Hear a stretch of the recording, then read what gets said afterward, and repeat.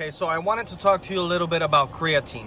Creatine has had a bad rap since the 70s, since it started coming out in bodybuilding and being used as an athletic performance enhancer. Many of you maybe know about the molecule ATP. Adenosine triphosphate has 3 phosphates.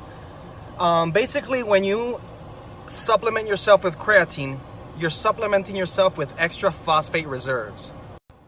Now, when you're doing exercise, be it cardio or strength, aerobic or anaerobic, you have to use ATP because those are the powerhouses. That's the energy that the body uses to keep going and to keep contracting those muscles.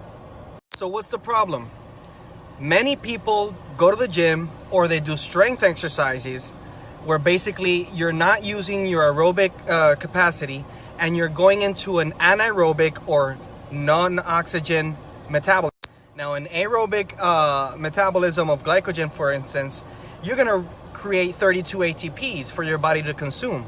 But when oxygen is deprived, when you're doing strength or weight training, you only produce 2 ATP. Then what happens?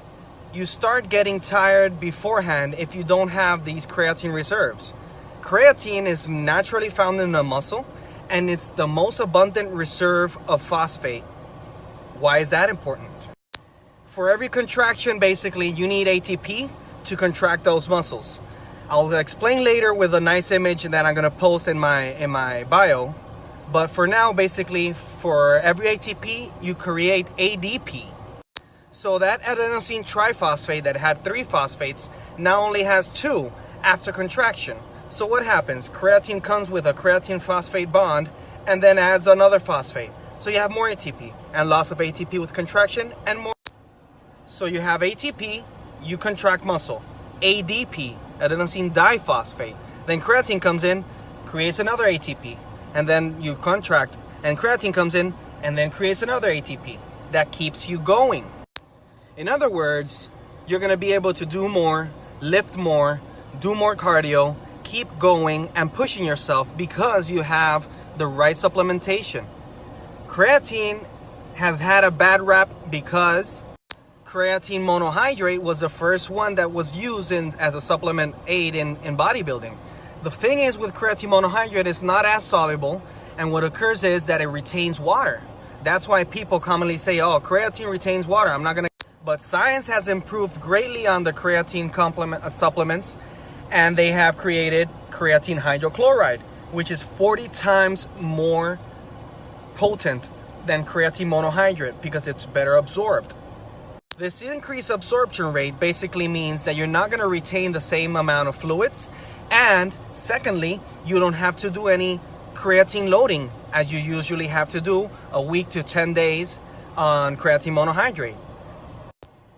So when you go to a GNC or any supplement store, ask for concrete creatine or creatine hydrochloride. They mainly want to push the creatine monohydrate because it's cheaper, but try creatine hydrochloride.